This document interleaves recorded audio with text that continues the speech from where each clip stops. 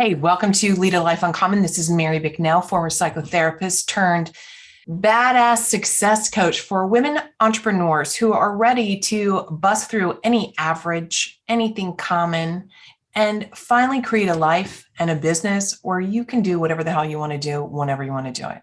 Ready? Let's go. Hey, everybody. Welcome to Lead a Life Uncommon. I have an incredible, exciting guest for you today, Elizabeth de Moraes. De Moraes, excuse me. De Moraes. Yay, I did it. Okay. Yay. The reason I invited Elizabeth is I've been a voyeur and one of those like stalkers for years. She and I met about 6 years ago, and I've watched her evolution and her journey. And I feel almost choked up about it because what you've created, Elizabeth, is so amazing. And maybe part of it too is the testament of there's people watching us that you might not even know. So you probably don't know that I've watched your whole journey about your product creation, about showing up. You've been an amazing representative of yourself and your own brand. And I admire that, including watching you put on your background, right? So here I've been watching her, just like I'm sure there's people watching me, and I'm sure those of you who are listening, there's people that watching you. But let me read her accolades because it's really important. I want you to get like where we're coming from. So she's an international communication and media coach who specializes in helping executives and entrepreneurs creating concise messaging that develop captivating presence on camera, which we need, right? Online and in person. And she's worked with thousands of clients, whether they've been C-suite executives, pro athletes, 6-7-figure entrepreneurs, really communicate in a powerful way on television, in boardrooms, events, etc. So she's got over 2 decades, which you'd never know it looking at her, which by the way, I watched that whole journey too. Okay, but that's another story. In front of the camera as a media coach. But here's some of the cool things that she's done. She's been featured on ABC, NBC, the CW, the Mommy Millionaire Show, Netflix, HGTV. She's married. She has 2 teenage daughters. And she really, most importantly, helps her clients shine. So welcome, Elizabeth. I'm so happy that you're here. Thank you.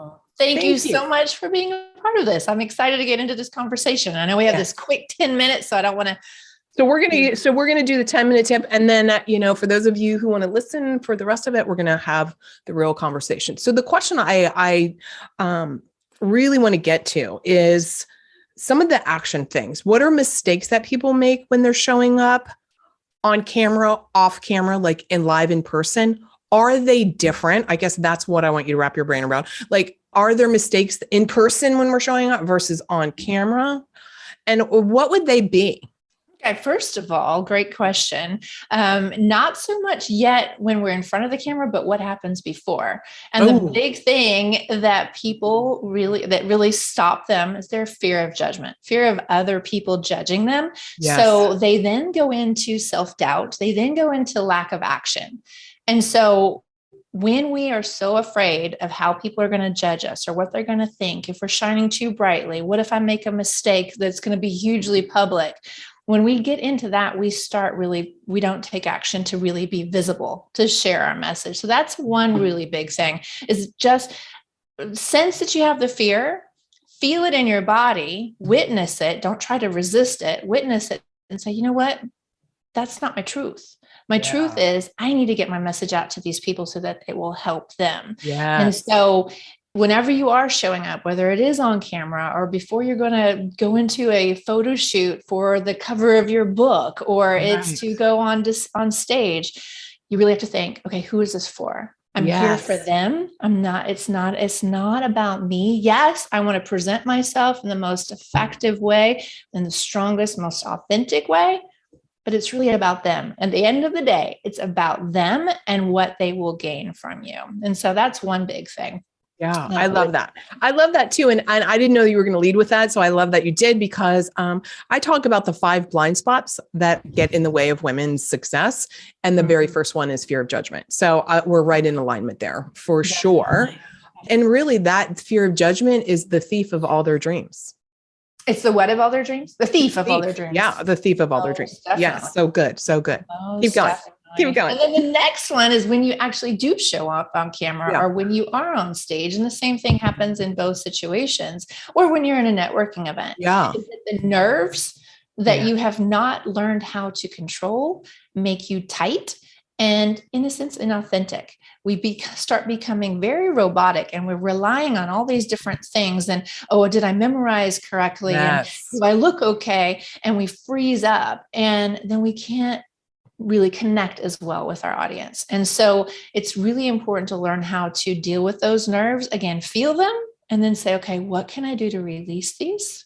Is it breathing? Is it going into the bathroom before? If you're in a public situation, Yes. you're power posing. Right. What is it to go and bounce? Like Tony Robbins, he gets on the rebounder and bounces to get really into your body. Breathe and remember again, why am I here? What is the message here? And sometimes one can think, okay, this is going to be a huge audience. Hone in on one person. Don't just stare at them the whole time. Really think about that. Or maybe even if it's an idea of that one person.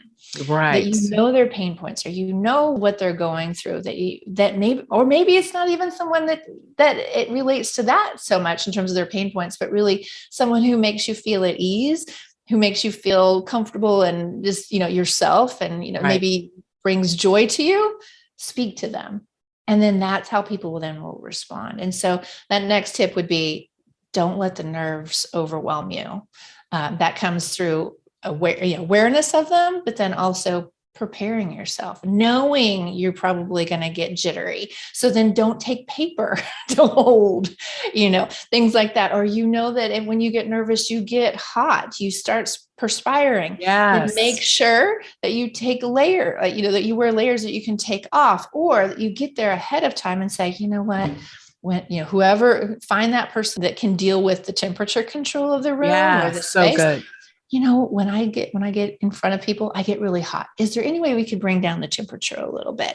So you're always thinking ahead of the game so that you're prepared when you do go on, and then you can be yourself. And so it's that preparation, and it's the self-awareness that comes with that. I love that you shared those tips, because those are clearly from experience that you're sharing those, and for your client experiences, right? Mm-hmm. And this is exactly what I'm looking for to be sharing with our audience, because these are things that though, number one, if you don't think about them ahead of time, you're going to end up ruining it, because you're going to be like, oh my God, I'm sweating. And then you're going to be, freaking out, and you're going to be so self-consumed that you're not going to be able to be an effective presenter or speaker, etc.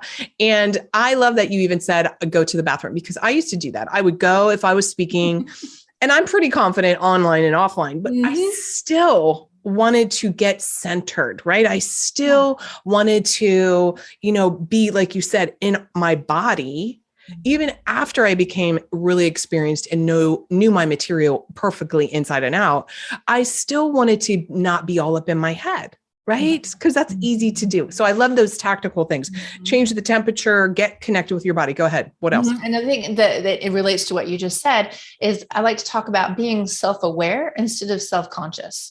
When you're self-aware, you really understand, okay, I'm sensing myself tensing up because I'm nervous, which is making my voice go really high or speak really fast, to go, okay, wait, instead of judging myself about that and looking at myself, like looking at myself from the outside going, oh my gosh, who are you? Who are you? Yeah. What are you doing? To go, wait, I'm self-aware. I'm going to take a moment. I'm not self-conscious about it and judging myself about it, making myself worse, or going, oh my gosh, you can see this. You go, what do I need to do right now? Do I need to take a pause? Do I need to just breathe deeply? Can I say something to the audience that might make them laugh, that might make me more at ease as well? So that it does come from experience, but it's really that dynamic between being self-aware and self-conscious with all of it. When we're self-conscious, we are looking at ourselves from the outside going, oh my gosh, she's wrong. She's, looking at yourself in a judgmental way. Right. And fearing the unknown, fearing of what we don't know. Like, oh my gosh, do I have toilet paper on my foot? All the things, whatever it might be. Did I tuck my skirt into my pantyhose? Yes, and I don't even know who wears pantyhose anymore. To make sure, that they've zipped up their zipper. All of the things. Yes, well, I guess when we have our, if we're wearing pants too. Right. Then also, the the self-awareness. And that does come from the experience that you spoke of, that through practicing and preparing and making mistakes, it's okay to make mistakes. And instead of beating yourself up about it, which we all do, but to learn to go, okay, what can I learn from that so that next time that doesn't happen again? Yeah. I love that switch. I'm going to have to borrow that, because I think that the brilliance in saying being self-aware versus self-conscious allows us to slow down and like you said, not be judgmental, not be punitive, to allow ourselves to be in a curiosity state, like, I didn't realize that when I get a little nervous, I talk faster and my voice raises, instead of like, oh my God, I can't believe how you sounded. And really a lot more gentle and tender and compassionate for ourselves as we are experiencing showing up in our newness, right? Mm-hmm. Because not everyone has been a dancer like you have, right? That you've been on, working with amazing clients, well-known people for years. You've honed that skill. The nervousness that in the beginning, right? The beginning, sometimes we're not even aware, like you said, that self-awareness of what could even happen, right? Like the sweating, or like turn the room down, or show up earlier, like meditate in your car, or however, or focus on, the people in front of you, like until we've experienced that, or whether it's a live stream, right? Until we've practiced this and honed this skill, we need to be like that self-awareness, just to be in like, okay, reflecting back. How could I make this better? How could this be different? What could be improved? What could I improve? All of that. I love all that. So thank you. Those are really excellent excellent tips. Let's move into. And let me just say real quick too. Of course. In terms of the nerve, or the nerves, where you said at the beginning. Well, no matter what, I mean, I still get nervous. I've been doing this for years. I still get nervous if I'm performing as a dancer, if I'm part of a show.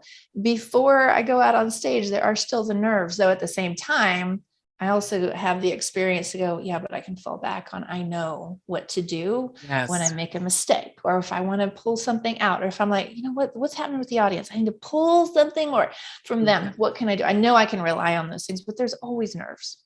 There are always nerves. And I will say this, last week, I was doing a presentation for a gentleman, and for my lights, which I think we'll get into probably in the bigger, longer conversation, for the lighting kits that I created.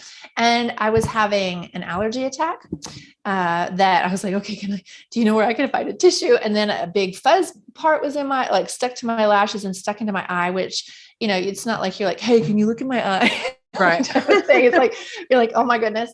And then this guy, he showed absolutely no body language. He just sat there listening. So I had nothing to bounce off of. So I became very self-conscious. So first I'm like, I'm not feeling my best. So I'm not showing up as my best, but I need to show up as my best. Here I have this eye, this thing in my eye, and my nose feels like it's about to just like drip. Right. And this guy's giving you no information. And this is the next one about the nerves, but also about how we can still make something like this about ourselves rather than it be about them. So good. Okay. And so I started getting very self-conscious rather than self-aware. So I had to play with it. I'm like, okay, wait a second. I do need to be self-aware here. May I have a tissue? That was my first, may I have a tissue? So I'm not sitting there going, right. Whatever. Yes. So, right. Knowing things like that. And then just saying, excuse me, I have something in my eye. And so I had to go and get a tissue and then take care of that. And I had to keep remembering, this is about him. This is about him. And he's not giving me much information through his body language, what's happening. And I did make a mistake. I was like, you're being very stoic. I'm not getting it. Like, I'm not sensing. He goes, oh, no. I'm just thinking everything that you're talking about is making my brain go. Wow. So it reminded me that when we're not getting a response as we might expect or need as a validation of, you're doing a great job. So good. You have to remember, wait a second. Let me remember, it's about them. What information do they need from me to make the decision for them to take the next step, or for them to invite them. Do you need any more information? Do you have any questions from me? Because you're not able to really read them. Well, that comes from experience, but also the confidence of, okay, this is about them, not me. Yes. Okay. Because I did turn it into a little bit about myself, going, well, you seem very stoic. I'm not getting understanding where you Why are. don't you give me some feedback? Exactly. Yeah, exactly. I didn't say it like that, but yes. Right. No, and I know. And I had to remember, it was reinforced to me, like, oh, maybe he needs some work on how to work with body language. Which one? Hey, I can teach you on that. But also that I have to remember that he's brainstorming and he's processing. Yes. That I then can give even more of a service to him. So 100%. That is so good. And that's applicable when we're having sales conversations, when we're standing on stage, and also even when we're doing a live stream and there's really nobody there. Right. Yeah. And you're like, no feedback, or we're in the validation mode of like, I need to have lots of likes and lots of this and lots of this, where here I've been talking, what I shared with you, I don't know how many times I've ever commented on any of your posts. I don't really know, and that's what we have to be aware of, like that we're still giving to our audience or the person right in front of us or the potential client or what have you. Like really it is. I love that self-awareness. Here's the other thing too, is you asked for what you wanted. Excuse me, can I have a tissue? Let me, I've got, and also that is, to me, one of the things I like to share is that's remembering that you're human. Right. And that we're all in this human experience. Like every one of us have had a runny nose. Every one of us has needed a tissue. So you're not asking for something that's like going to torpedo whatever you're doing.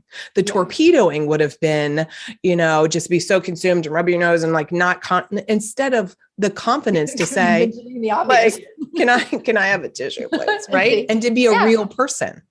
That's part of this, is to be a real person. And the moment you get caught up thinking, oh my God, if I stop about this fuzzy, then that's going to torpedo the sale or what have you. That was then that person was also never going to be your client. Exactly. Like, right. If it's like one little tissue or one little like eye fuzzy situation for a few seconds, then the reality is that person was never going to be your client in the first place. So let it go. We have to let these things go. And, and then not beat yourself up after. But the thing is, it really is all about them. Take care of yourself. I mean, the big picture of this is take care of yourself first. Right. So you then can show up in your best self. And then when there are elements about yourself that may feel like, oh my gosh, I'm not going to be perfect here. Like I need that tissue. It makes you more personal, like you just said, or more human, like to just simply say, may I have this? And they're like, oh, okay, we can relax here. But it's not, oh my gosh, do I have something here? Am I doing okay? It's that would derail it. Right. That's a different energy. Right. Exactly. But so it's okay to do that. But then when you turn it into about yourself, if you're talking more about yourself, the person you're speaking to or the audience that is watching you is going to be like, gosh, dang it, can you please just move on? Don't make it about yourself. You can ask things like, hey, do I need a tissue? But don't make it about yourself. We spoke about this right before we started today. It was like, don't go in front of a camera or don't go in front of a stage or in front of an audience on stage and go, oh, I'm so nervous. Yeah. Because we do that sometimes to make people to make ourselves feel like, oh, well, they're going to then feel for me, or they're going to be a little bit more forgiving. No, they're going to go, oh, well, I guess she's not as much of the expert as we think she is. And if you then keep bringing up stuff about yourself, they're going to go, come on, get on with it. For example, I was recently in a dance class and, I've danced all over the world. I've learned from some of the best choreographers and teachers at the top of their game. And this was a very young teacher. And she kept turning it into about herself. Like, oh my gosh, this is the 5th class I'm teaching today. I'm so loopy. And oh my gosh, I don't know if I can remember this thing. Let me go watch this again. And it was just like, oh my gosh. We are the people you need to be looking at and talking to and teaching. Stop making this about yourself. And so that's something that one needs to be aware of when you're presenting, whether it's, Facebook Live or a video conference or on stage. It's about them. It's all about them. So to this point, now let's talk about this for just a second. I'm thinking what a question might pop up for somebody who's listening, and they might think, well, aren't we supposed to share a little bit of like who we are and our stories? And I think that there's the differentiation between, like you said, somebody's like, I don't really know. I'm so tired today. I don't know whether I'm, I hope I can okay. Am I can deliver to you. I hope, like, oh my God, I would walk out, because that's the kind of stuff. It immediately, you've lost your authority. You've immediately lowered my expectation. And so there's, you're planting the seed of your audience looking at, like, really, you're planting the seed of your audience looking at you through now more of a critical eye, because you turned it about them. Exactly. And I can't remember who it was who did this, that just totally put herself at ease and made herself look more authentic and just personable, but also took care of her insecurity. And who's this? It's going to drive me crazy. I'll remember it. Tell me later. Yeah. At the beginning of her talk, she comes out on stage and she goes, you know what? I pit out, get all sweaty when I speak. You right there. Can you be my person to tell me if I pit out? And that made everybody laugh. It made it, she's like, okay, I'm preparing because I know I'm going to get all sweaty. And that person then could make something fun of it, and, make fun of it, and not make fun of it, but she prepared to allow the audience. And that's like the part of it too, right? It's like the elephant in the room, which was your runny nose and the eyelash. Like, talk about it. We all, allow yourself that humanity. And that's the difference between setting your people at ease, like you're a normal human being. And then like, I'm so tired, I just didn't get any sleep. Like, nobody cares, right? Nobody cares. And nobody cares about that. To your point about, well, aren't we supposed to tell elements about ourselves? Yes, stories. That's that's something different. You're telling a story of the problem, what you had to do to go through it, and the transformation that happened with that end result in the mode of how it's going to support them. Exactly. You're not like, oh, well, today, I did this. And no, you might not do that. Or, oh my gosh, what's wrong with me? Or this is what's, I'm tired. There's a difference from that to telling an element of your story. Yes. Because it's in the vein of helping them. Yes. Such a good point. So good. So I want to ask you a little bit about your entrepreneurial journey. You have done so many amazing things in your career. One of the things I know that you've done is you've created an actual physical product. So not only are you a consultant and a media expert, a communication expert, you actually saw a missing piece that was a gap in the industry of your ideal clients, and you created a product to solve that problem. And I love this. It's so exciting. When I saw that, and I was like, I watched you like fold that the light up and put it on the window, and I was there.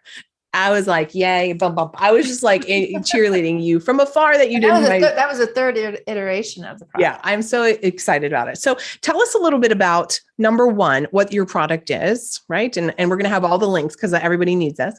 How you made the decision to be in action. And here's really the biggest question, because your story of implementation was expedient. And that, I have chills even thinking about it. That is the lesson, I believe. That is moving from power. That is the name of the success, in my opinion. So I'd love for you to, yes, it's like seeing a problem, getting into action, solving it. And here you are, you have a product line and a product line too, right? So share a little bit about what your missing link was, or what your product is, and the thought around, I'm just going to do it. I'm going to figure it out. Like, I don't want to steal your words or anything. I'd love to hear your story. Yeah. Sure, definitely. Well, it's called the Icon on the Go. It used to be called the Video Glam Cam Kit, and we rebranded because we also wanted more men to be attracted to it. It's like, with the glam, they're like, looks cute. I know I need it, but I wanted to make sure that I could expand the community that would enjoy this product. And so now it's called the Icon on the Go, because who doesn't want to be an icon? Exactly. And we're always on the go. So this is something that supports you. And what it is, it's a media lighting kit we have different sizes. We've got our studio light that is the 18-inch ring light that you can use a remote control to change the brightness and the color tone and all. It also has all these different what are called shoes, where you can also add more lights or a boom mic. A shotgun mic. A boom mic is one of those that comes right here, or extra cameras. So that is one thing that we came out actually during the pandemic, because so many people were at home and needed to figure out, okay, I want something that's a little bit more substantial now that I'm going to set up my home studio.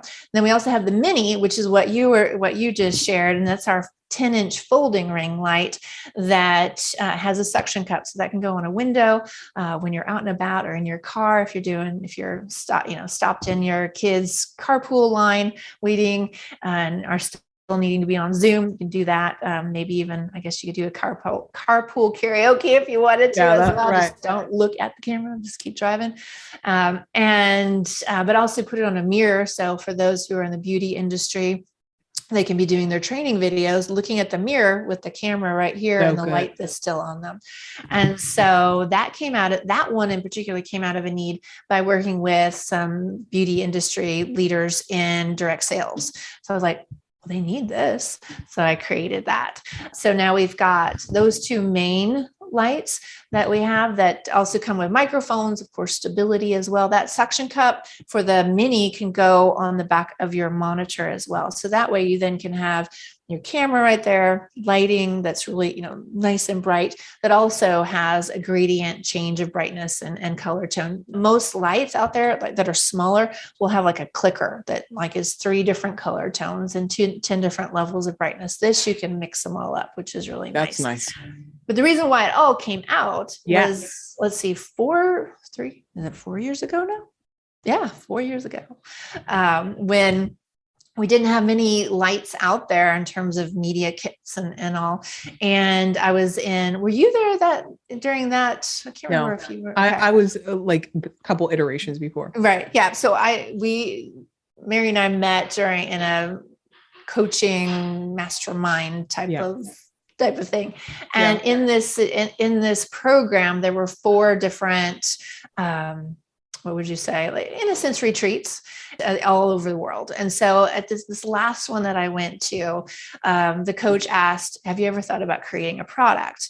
And we were all coaches. So people were like, well, maybe a mug, maybe a journal type of thing, which are also awesome. Right.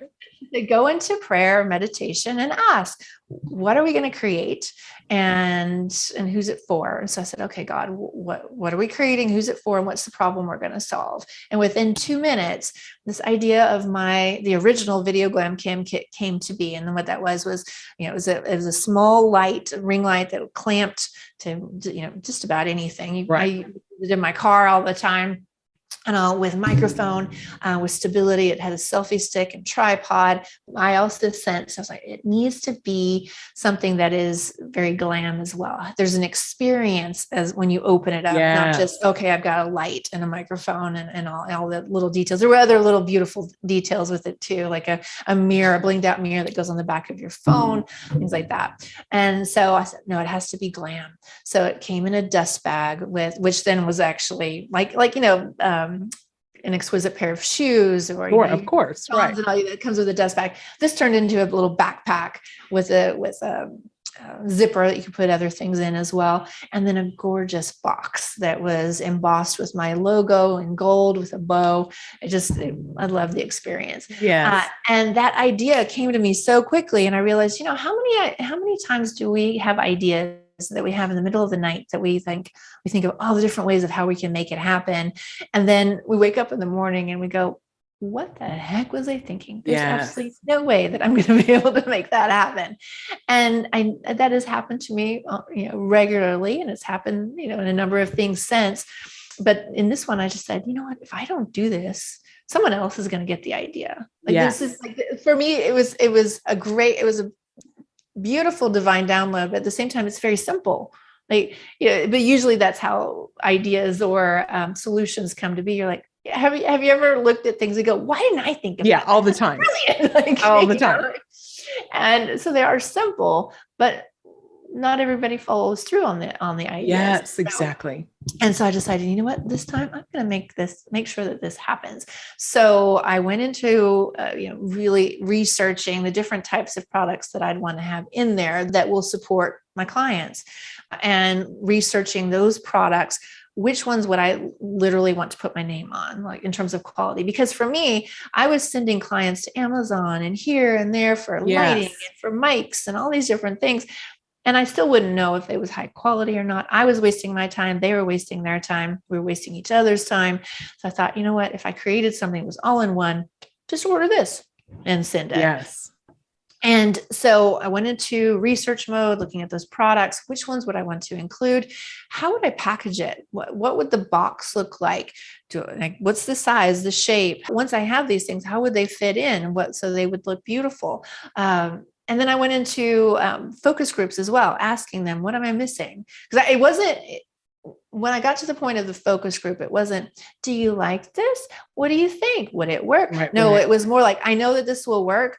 I need to look at packaging. Am I missing anything? Is there something that you would want me to include that I'm not thinking of? Or I'm thinking, this is how I'm going to package the box and I'm going to ship it like this. Somebody said, oh, no. I want the box. You got to ship the box in a box, because they wanted this beautiful box, right? Not something that was just, yeah, exactly.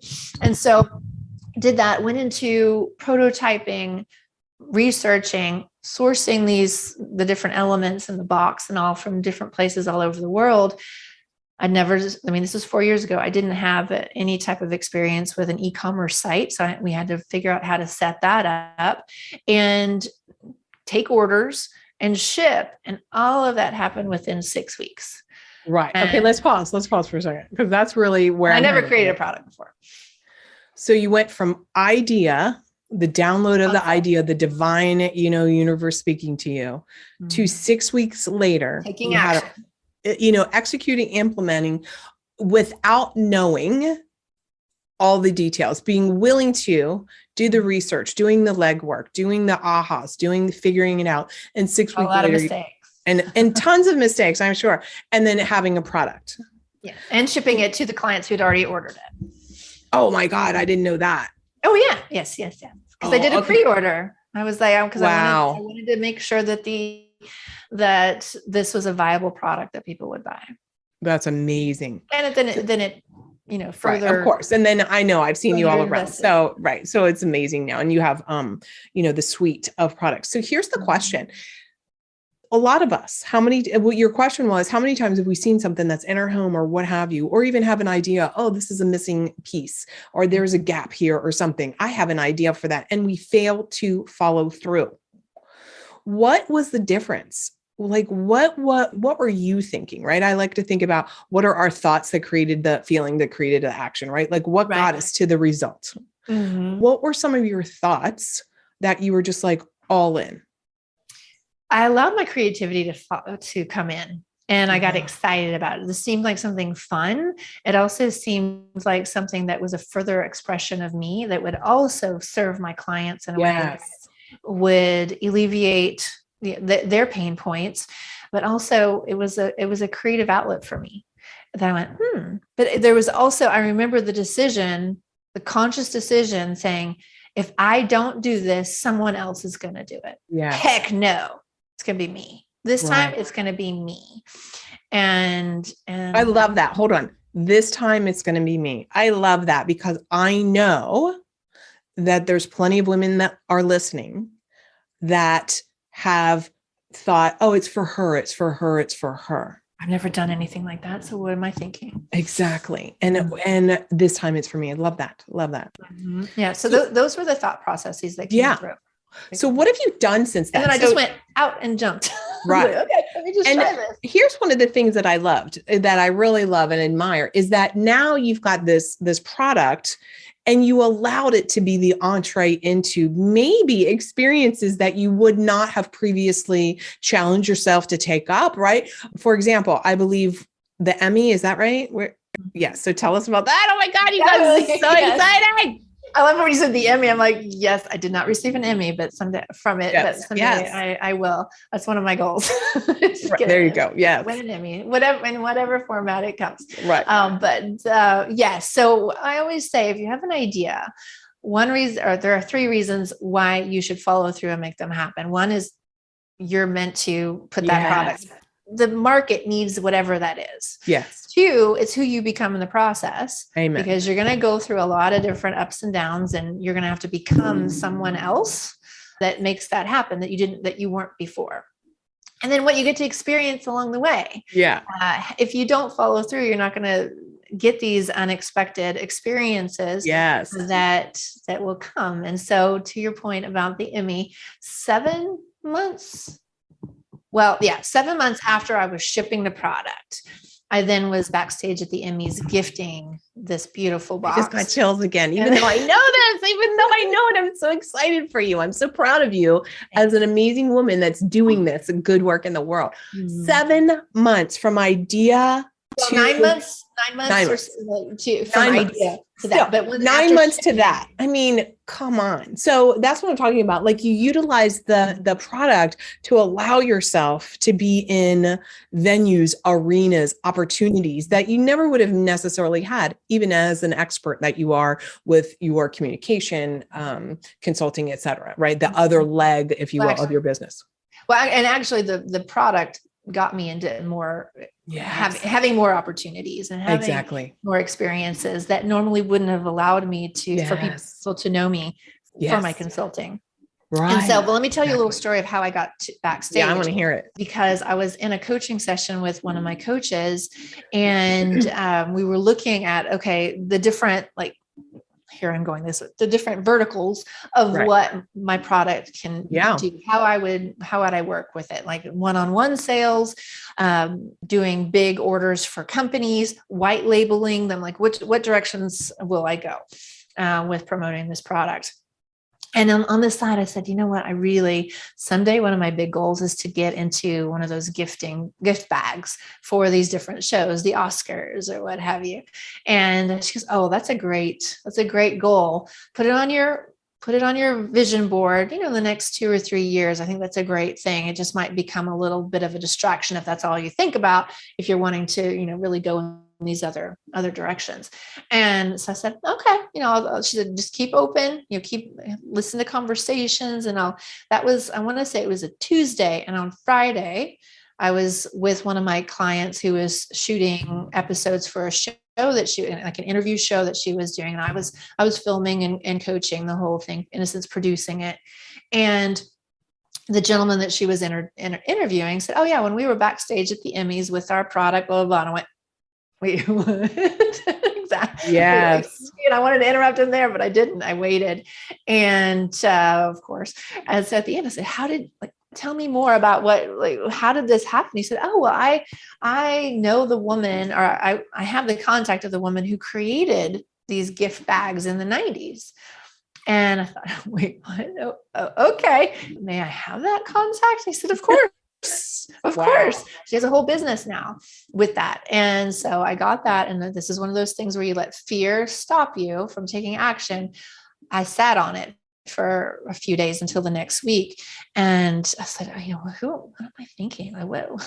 Why would I even do this? I've never done anything like that. So, and I didn't want to appear like stupid or right, because it was unknown. You'd never done this before. And I didn't know what's the process. And so I reached out to this woman. I emailed her and I said, how does this work and all? She said, well, what exactly do you do? Because she also saw that I consult on camera and all. And it's, if you're coming to us as a coach, all of these people know how to be on camera. Right. And I'm like, I follow them. I watch them. I learn from them. I'm not here to help them with that. I have a product that I think would benefit so good. Them. And so she's so could you tell me about it? And I told her, and she said, well, we do have the Emmys coming up. She has different shows that they have this, what's called the gifting suite in the gift bag as well. And they Music Choice Awards and the MTV Awards and, Nickelodeon, all these different shows that they do this. And they said, well, she said, which one are you interested in? Because we do have the Emmys coming in. It was either 2 or 3 weeks. You're like, that one will be good. That one, but I think probably my first, gut feeling was, oh, well, that is the one I want to do, but probably next year, right. Not in 2 weeks. How am I going to make it happen in 2 weeks? And so I just said, well, what would it look like if we did it in 2 weeks, 2 or 3 weeks? She said, oh, well, I just need your information. I'll submit it to the Emmy committee. So there are different levels that you can participate in. You can be just in the gift bag. We also have the gifting suite, where there are 10 businesses in the room backstage that present and get to talk with the different presenters and Emmy Award winners and all of that. And I thought, oh, well, that's not available to me. Let me look at what the gift bag will look like if I can even get into that. Yeah. So she, submitted everything, because they need to make sure that the brand is in alignment with the show that they're producing, that they're going to be there for.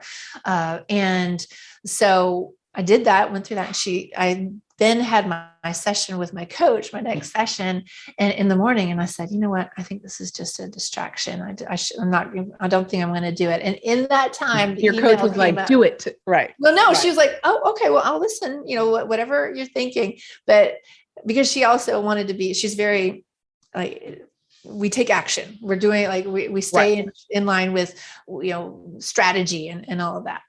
And so I said, I think this, I want to do it, but I just don't want it to be a distraction. I know I need to stay focused, because I can be like, all over the place. And during that session, an email came through. You've been accepted to be in the gift bag. I was so like, there you go. So it was like decided. It was decided for you. I love that. I love that story. That is like so powerful. That I have one more element to share. Yeah, tell me. It's just real quick. That in the element of, well, that's not available to me. Yeah. But then, so when I got into the gift bag, I said, what would it look like if I feel like I need to be in the room? I need to be in the room there. What would that look like? She goes, oh, well, we have to resubmit everything and see.